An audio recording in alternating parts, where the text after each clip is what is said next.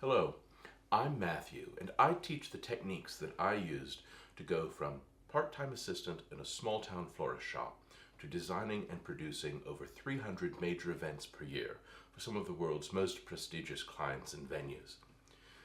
That's to say that the materials and methods used in that quality of work are distinctly different from those that you encounter in certainly typical training or even the course of regular kind of standard work.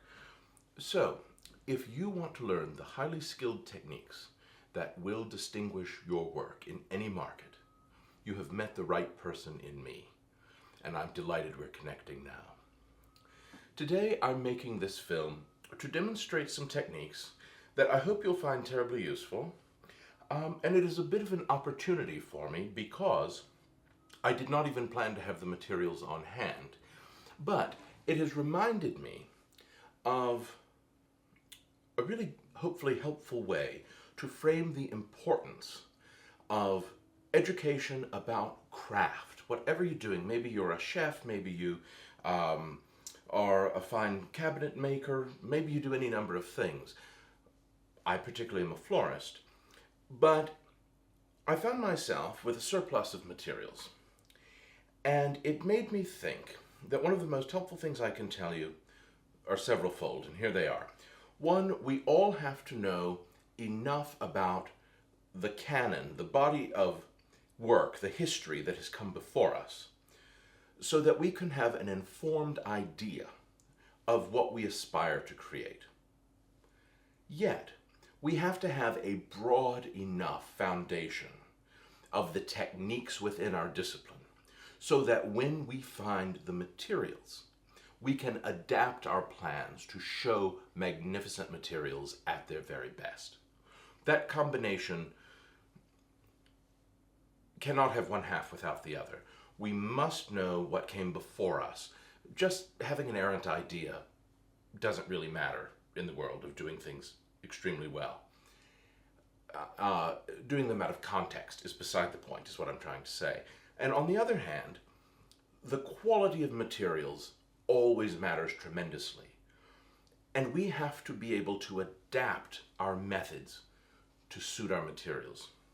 So I'll tell you the story of how I landed here on this arrangement I'm going to do for you today. I went to see one of my favorite suppliers, and I was expecting to pick up a small number of blooms from her. And when I got there, she had a much larger order prepared for me. And not wanting to leave her holding the bag, so to speak, I looked around and she said, "Oh, I'm so glad you didn't leave yet. I have this other bucket of roses, and I'd like you to take them and tell me what you think of them." And I said, "These are just marvelous materials, but it's far more than I need right now." And she said, "I will give you a tremendous price on them, but I need you to just tell me what you think. How do they perform? How do you like them?" So I thought it would be a terrible waste to not do something really special with them, but I happen to be in Nashville at my husband's and my cottage, where I have some basic equipment, but I do not have my full setup. I certainly do not have all of my containers and all of my, lots and lots of auxiliary things to choose from. So I went out to the barn behind our house, and I found a stack of these terracotta troughs, aging beautifully, weathering, just out in the elements. And I brought one in, and full disclaimer, I don't normally use plastic, single-use plastic of any kind in my floristry. But by similar opportunity, I came into these deli containers. They are a little thin, but they could be adequate as a water reservoir, and I can use them time and time again and wash them before they go into the recycling. So, once again, opportunity knocks. What technique am I using? Well, these are our water reservoir. I have already put 6 of them into the trough, about 3/4 full of water each, and I have taped the container. Now, for full details on how to really use the taping technique professionally, go to my website, mathertonbaber.com, From the main menu, select Learn Online and look at my vase arranging class. I go into the full details of not just how to tape, but how to tape reliably. There are a few steps that almost everyone skips, probably because they don't know to do them. And because of that, their tape often fails. So, for the full details of exactly how I tape the container, check out my class. I will say as two general considerations. One, I have chosen to tape the containers, these internal containers. You could instead tape the trough.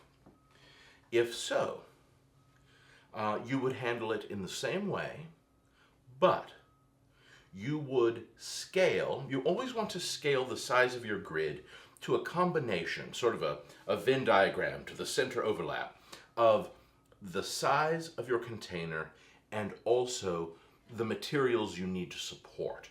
If you have heavy materials where you're going to really test the durability of your tape, make more squares that are smaller. And if you don't need as much strength, you can make your grid a little bit bigger. You can use a 1/4-inch tape or a 1/2-inch tape is generally what's available. And I almost always use clear tape when I use tape, which isn't very often. When I do this type of design, generally, instead of plastic, I use wide mouth canning jars. And I have them in quite a number of sizes, and they work great. When you are using a glass jar in something like terracotta, you have to be careful about breakage, and if you are going to transport your finished design, first of all, it will be heavy because you're using water. There's no floral foam in anything I do. So you will have water. Glass is also heavy, and if you were using glass and you had to transport the design, I would add a bit of padding, even if it was as simple as some crumpled paper that you could later recycle, because you don't want the glass moving around. So, what else to tell you?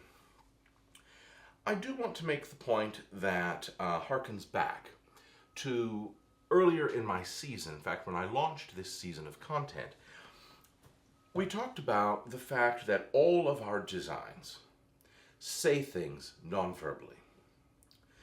And for what I'm using in this design, I hope it has something very specific to say about the time and place in which I made it. Portraits of season and place is a concept I talk about a lot. If you're more interested in that, you can look through my previous floristry films. You can certainly look at my online classes. You can even put a comment down below and I'll respond to you. But on one hand, a careless design that does not pay attention to its detail either says, I don't know any better, or I can't be bothered to do better. And on the other hand, you can have a piece this size, smaller, larger, it doesn't matter. If the only thing that you can say positively about a completed work, and again, this could be in any discipline, but I'm speaking specifically about floristry. The only thing you can say about it is it's perfect. Then that tells me, A, probably your confidence is low. Probably your access to materials is limited, which tells me you probably grow very little and maybe none of your own, which is very limited indeed. And it also tells me that you've not found your artist's voice. You don't personally have anything yet to say that no one else can say. As creative people, in a world where AI is coming after more work and all of these sorts of technical concerns, particularly in the world of social media that literally runs on homogenization, it is vital that those of us who make creative work have something of our own soul to put into the work. So, I came down to Nashville with my roses. I found my trough beside the barn. And, excuse me, I needed a transition between my flowers and my container. That's always extremely important. I've set a gardeny tone with the style of container I've chosen, and certainly the roses that I'm using. But you always need something that both bridges the flowers in the container and at least breaks up, if not totally conceals the edge of the container.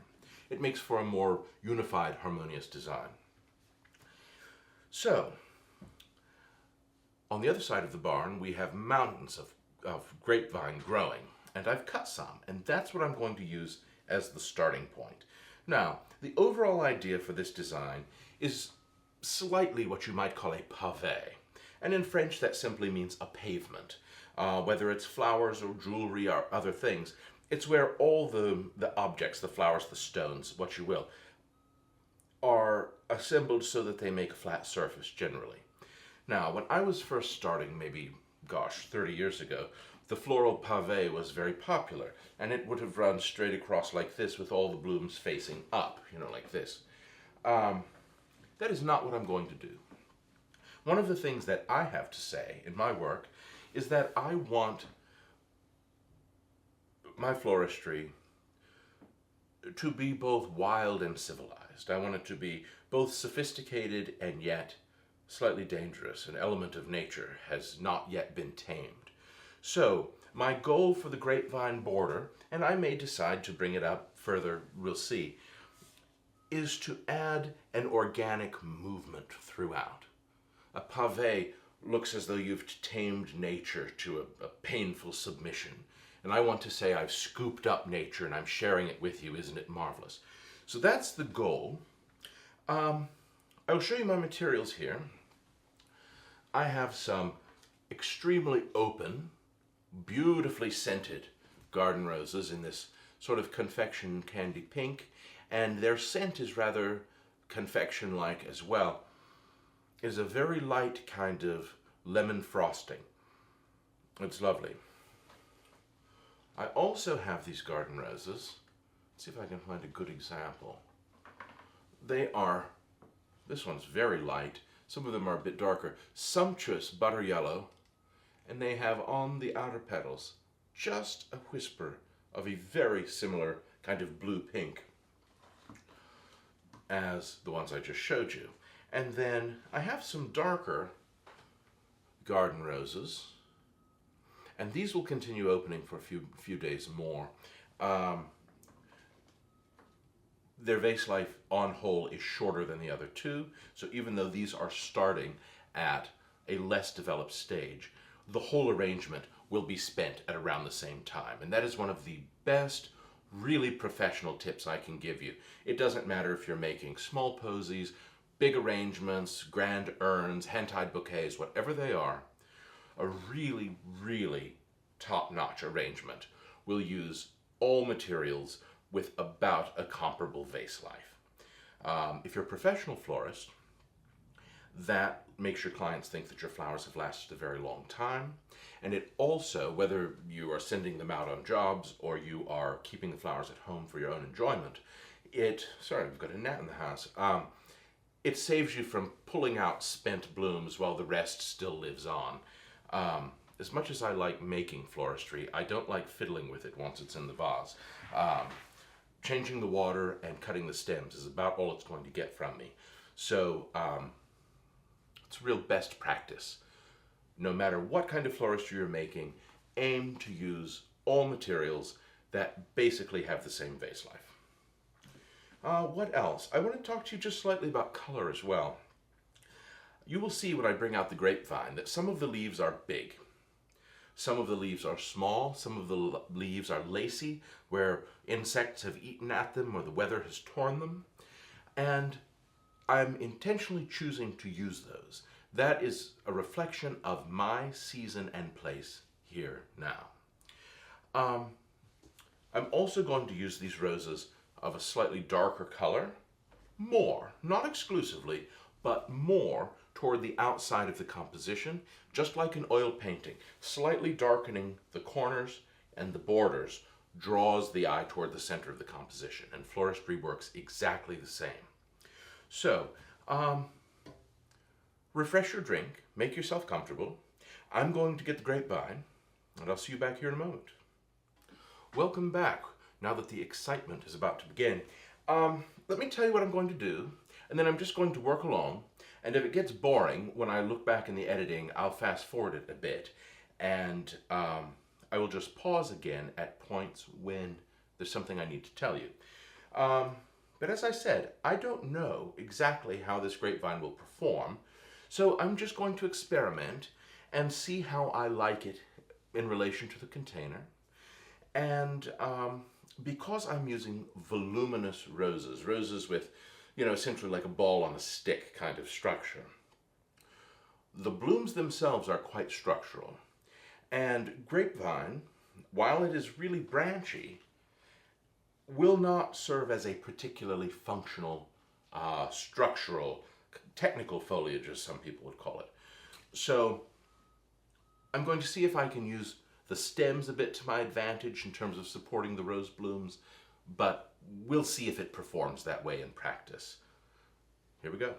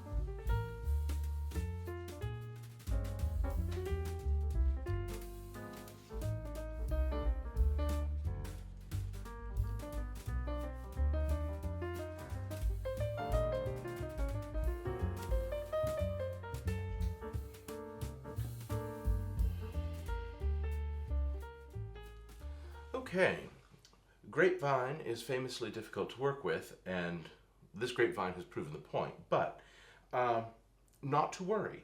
I've saved some pieces that I want to use for height and structure. I'm just going to have to put them in once I've created a bit of volume with the roses. So that's the next step, on to the roses.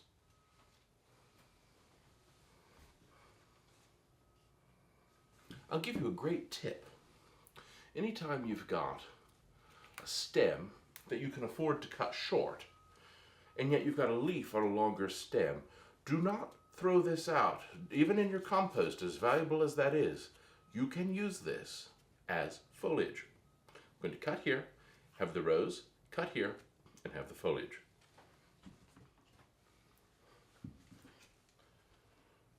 Here's another tip for you. People often ask me, how far up or down, depending on which way you're working, do I remove rose thorns? And my general answer is this.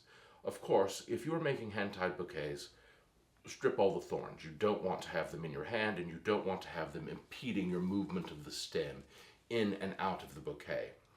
But when I'm conditioning roses for any kind of vase arranging, I tend to remove all the thorns below the foliage. And of course, I remove all foliage that will go below the water. But any foliage I leave the thorn on. Then, when I'm arranging, like now, if I want to remove these thorns, I can.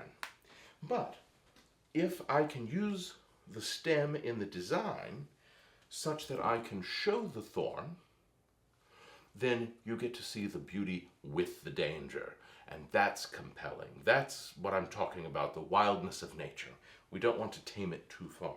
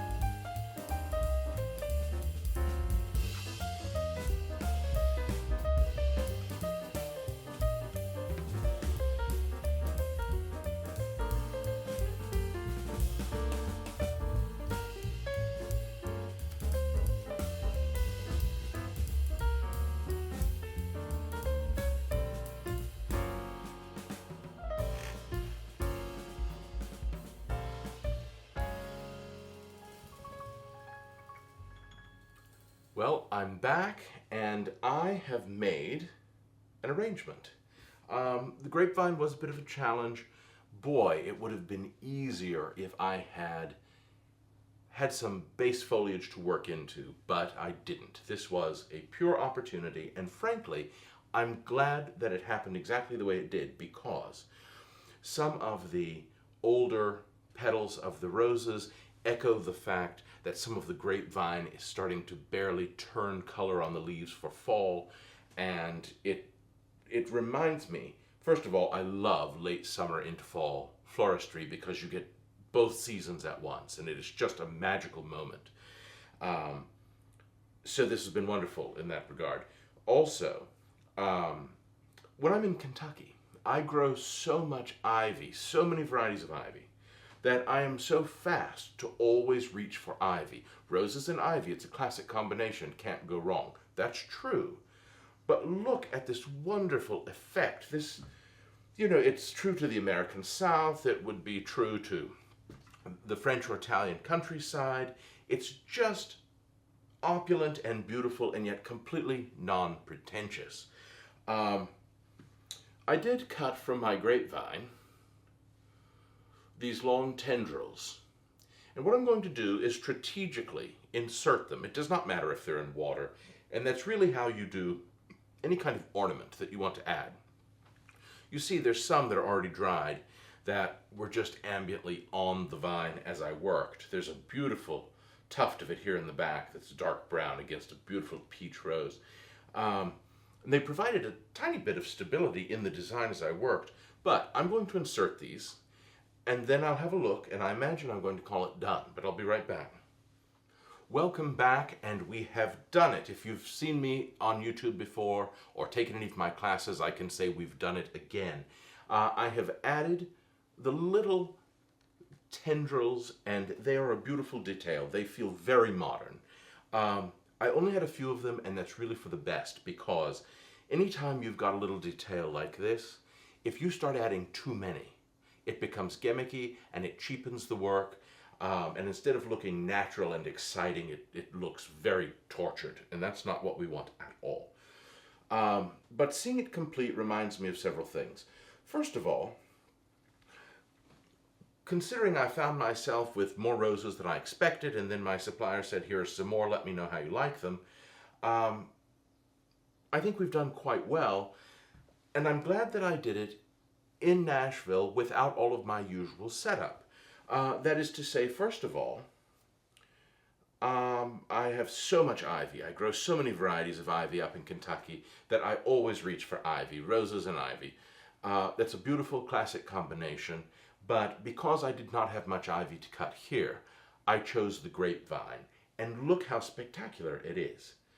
The other thing that reminds me of is, do not feel that you need to fear a bit of brown spot on the leaf or a bit of crepey texture on an outer petal of a rose. Now, a dead leaf and a brown petal are different things, but you want to show the state of nature, the season in your place now. That is very close to the point of all floristry, really cooking, decor, the whole thing. Portrait of season and place, as I always say.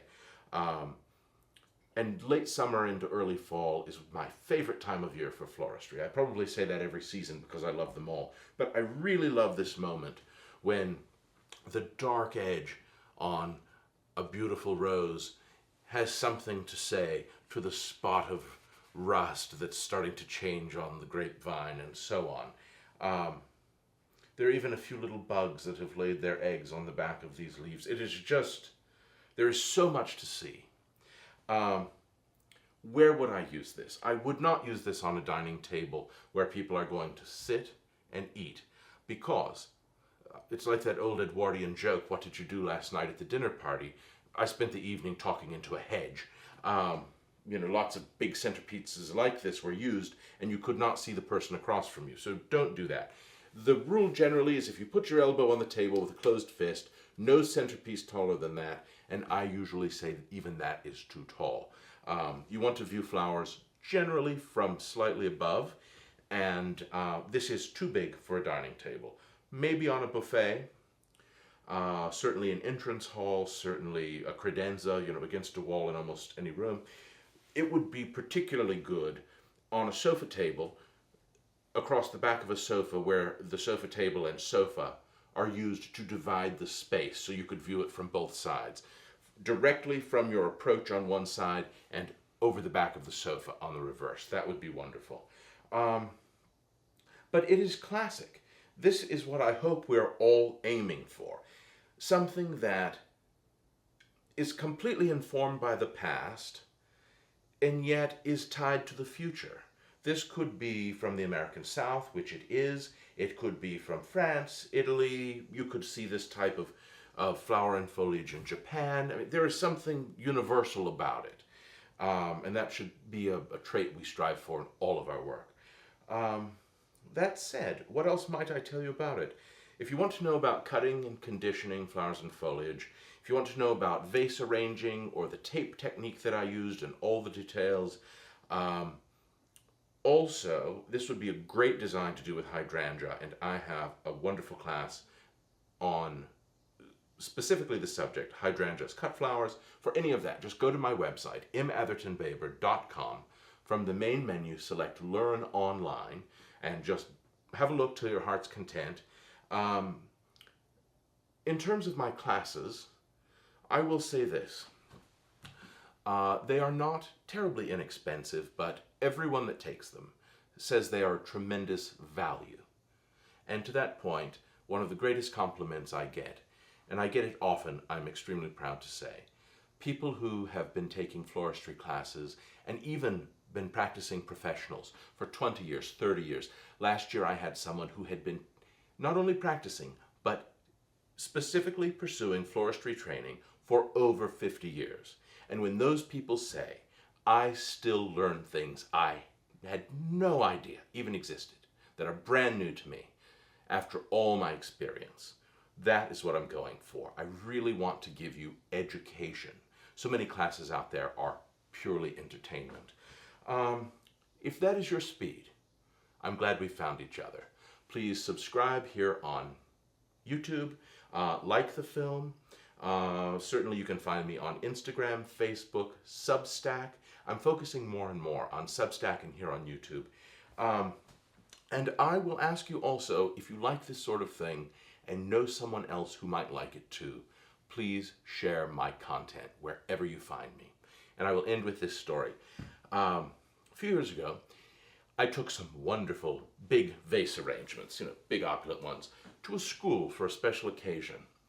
And I was walking across the gymnasium and a young teacher flagged me down. And she said, oh my goodness, who are you? And I just want to ask what you're here for. And until I saw those flowers carried past my classroom door, I had no idea this sort of thing even existed. And she became a passionate lover of flowers and took some floristry classes and was married a few years later with extremely good flowers, I'm pleased to say. So if there's one thing any of us can do, it is spread the word on what is possible. So let's do it together. Thank you for being here. Thank you for watching to the end. I'll see you soon.